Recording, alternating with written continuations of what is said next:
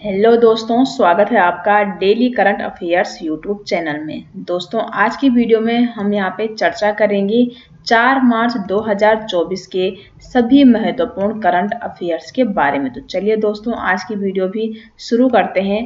तो question number 1 है यहाँ पर, सार्वजनिक स्वास्थ्य देखभाल पर 9वां राष्ट्रीय शिखर सम्मेलन कहाँ आयोजित किया गया है? तो ये आयोजित किया गया है ओडिशा में। ठीक है, 1 का करेक्ट आंसर है ऑप्शन ए। तो पढ़ते हैं इस क्वेश्चन को डिटेल्स में। तो केंद्रीय स्वास्थ्य और परिवार कल्याण मंत्री जगत प्रकाश नड्डा ने 28 फरवरी 2025 को पूरी ओडिशा में आयोजित सार्वजनिक स्वास्थ्य देखभाल प्रणाली में अच्छे और अनुकरणीय प्रथाओं और नवाचार पर 9वें राष्ट्रीय शिखर सम्मेलन का उद्घाटन किया है। ठीक है, नेक्स्ट पॉइंट है, सार्वजनिक स्वास्थ्य सेवा प्रणाली में अच्छी और अनुकरणीय प्रथाओं और नवाचार पर राष्ट्रीय शिखर सम्मेलन केंद्रीय स्वास्थ्य और कल्याण मंत्रालय के तहत राष्ट्रीय स्वास्थ्य मिशन द्वारा ये आयोजित किया जाता है। क्वेश्चन नंबर 2 है, यूपी के मुख्यमंत्री योगी आदित्यनाथ ने 26 फरवरी 2025 को प्रयागराज में महाकुंभ के समापन के बाद राज्य में कितने नए आध्यात्मिक गलियारों के विकास की घोषणा की है? तो यहाँ पे कितने आध्यात्मिक गलियारों के विकास की घोषणा की है मुख्यमंत्री योगी आदित्यनाथ ने? तो यहाँ पर 2 का सही आंसर है ऑप्शन सी, कुल टोटल 5। ठीक है, तो उत्तर प्रदेश के मुख्यमंत्री योगी आदित्यनाथ ने 26 फरवरी 2025 को प्रयागराज में महाकुंभ के समापन के बाद राज्य में 5 नए आध्यात्मिक गलियारों के विकास की घोषणा की है। और प्रयागराज में 144 वर्षों में एक बार होने वाला महाकुंभ 13 जनवरी से 26 फरवरी 2025 तक ये आयोजित किया गया था। और 5 नए गलियारों के विकास से राज्य में आध्यात्मिक पर्यटन और स्थानीय अर्थव्यवस्था को बढ़ावा मिलेगा। 5 नए आध्यात्मिक गलियारे कौन कौन से हैं ये? तो इनको भी डिटेल्स में देखते हैं। तो पहला है प्रयागराज, यहाँ पे प्रयागराज विंध्याचल काशी कॉरिडोर। तो प्रयागराज विंध्याचल काशी कॉरिडोर प्रयागराज को विंध्याचल देवी धाम और फिर काशी यानी कि वाराणसी से जोड़ता है। पहला यहाँ पे जो आध्यात्मिक गलियारा है। दूसरा है प्रयागराज में अयोध्या गोरखपुर। तो प्रयागराज अयोध्या गोरखपुर मार्ग भगवान राम के जन्म स्थान अयोध्या और गोरखपुर को जोड़ता है। तीसरा है प्रयागराज में लखनऊ नैमी सारनाई मार्ग। तो प्रयागराज लखनऊ नैमी सारनाई मार्ग प्रयागराज और नैमी सारनाई धाम से जोड़ता है। चौथा है प्रयागराज राजापुर चित्रकूट कॉरिडोर। तो प्रयागराज राजापुर चित्रकूट कॉरिडोर गोस्वामी तुलसीदास के जन्म स्थान राजापुर जो कि बांदा जिला में है, इससे होकर ये गुजरता है। और गोस्वामी तुलसीदास ने रामचरितमानस, विनय पत्रिका और अन्य हिंदू ग्रंथों की रचना की थी।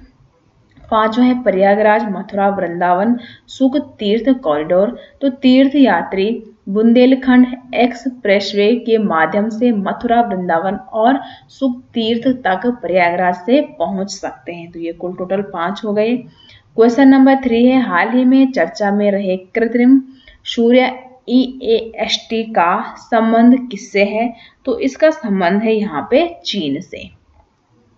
तो हाल ही में चीन के यहाँ पे कृत्रिम सूर्य EAST जिसका फुल फॉर्म है यहाँ पर एक्सपेरिमेंटल एडवाइज्ड यहाँ पे सुपर कंडक्टिंग टोकामम। ठीक है, इसका यहाँ पे EAST का फुल फॉर्म है। तो इसने 100 मिलियन डिग्री सेल्सियस पर ताप 1000 सेकंड से अधिक समय तक प्लाज्मा को स्थिर बनाए रखते हुए नया रिकॉर्ड स्थापित किया है। और यह महत्वपूर्ण उपलब्धि चीनी विज्ञान अकादमी के प्लाज्मा भौतिकी संस्थान के वैज्ञानिकों द्वारा हासिल की गई है। और इससे पहले इस परियोजना का पिछला रिकॉर्ड 403 सेकंड का था।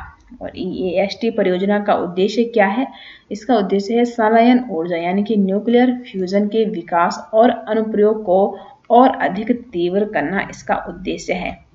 क्वेश्चन नंबर 4 है, हाल ही में चर्चा में रहे PUNCH मिशन का संबंध क्या है? तो इस मिशन का संबंध है सूर्य से। तो यहाँ पे नासा 4 LEO उपग्रहों का उपयोग करके सूर्य के कोरोना की पहली 3D छवियों को कैप्चर करने के लिए कैलिफोर्निया के वेंडेनबर्ग स्पेस फोर्स बेस से PUNCH, जिसका फुल फॉर्म क्या है, यहाँ पे polarimeter to unify the corona and यहाँ पे हेलियोस्फीयर मिशन लॉन्च कर रहा है। और मिशन का उद्देश्य है कोरोना, जो कि सूर्य का बाहरी वायुमंडल की पहली 3D तस्वीर लेकर सूर्य के वायुमंडल और सौर हवाओं के बारे में समझ को बढ़ावा देना है तथा यह पता लगाना है कि किस प्रकार गड़बड़ी से कोरोनल मास इंजेक्शन यानी कि CME जैसी अंतरिक्ष मौसम की घटनाएं विकसित होती है। नेक्स्ट क्वेश्चन है, हाल ही में SEBI द्वारा शुरू किए गए केंद्रीकृत डेटाबेस पोर्टल का नाम क्या है? तो इस पोर्टल का नाम है यहाँ पे बॉन्ड सेंट्रल। 5 का करेक्ट आंसर है ऑप्शन सी।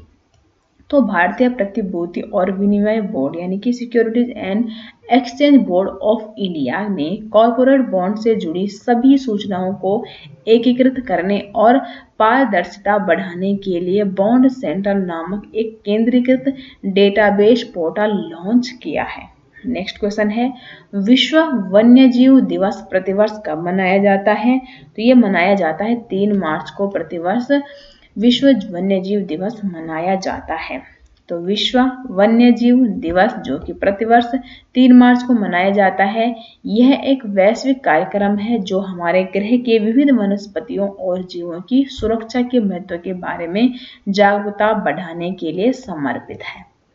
क्वेश्चन नंबर 7 है, हाल ही में किसे रक्षा लेखा महानियंत्रक के रूप में नियुक्त किया गया है? तो इनका नाम है डॉक्टर मयंक शर्मा जी।